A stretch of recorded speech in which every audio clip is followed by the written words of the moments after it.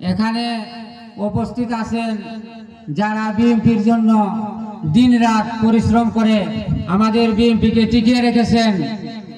এখানে উপস্থিত আছেন দিনে রাত্রে পরিশ্রম করে যিনি অনেক জেল জুলুম অন্যায় অত্যাচার নির্যাতন কষ্ট করে আমাদের সবার সাথে যোগাযোগ রেখেছেন।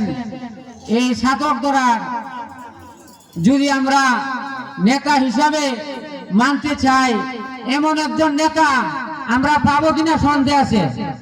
আজকে দেখেন যেখানে যান যে দলই করুক না কেন, কোন মানুষে কোনদিন আমাদের নেতার কোনো অপবাদ করতে পারবে না, এটা আমরা মুখে হাত দিয়ে বলতে পারি।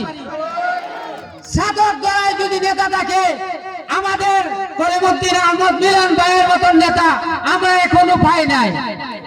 এখানে আরো উপস্থিত আছেন আমাদের সম্মানিত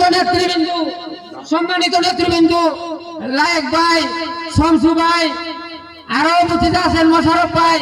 তাদের নেতৃত্বে আমরা ইনশাআল্লাহ আগামী দিনে যে কাম কাজ আছে ইনশাআল্লাহ আমাদের দীর্ঘ বিশ্বাস আছে উনারা আমাদের এলাকার দুরবস্থা বুঝবেন। আর বিশেষ করে আমাদের বিএনপির ভাইয়েরদেরকে বলছি, আপনারা যারা নেতৃত্বস্থানে অনেক মানুষ আছে বিএনপির, তারা জীবন তারা বিএনপি করে অন্ধকার ভাবে, তারা বিএনপিকে ভালোবাসে।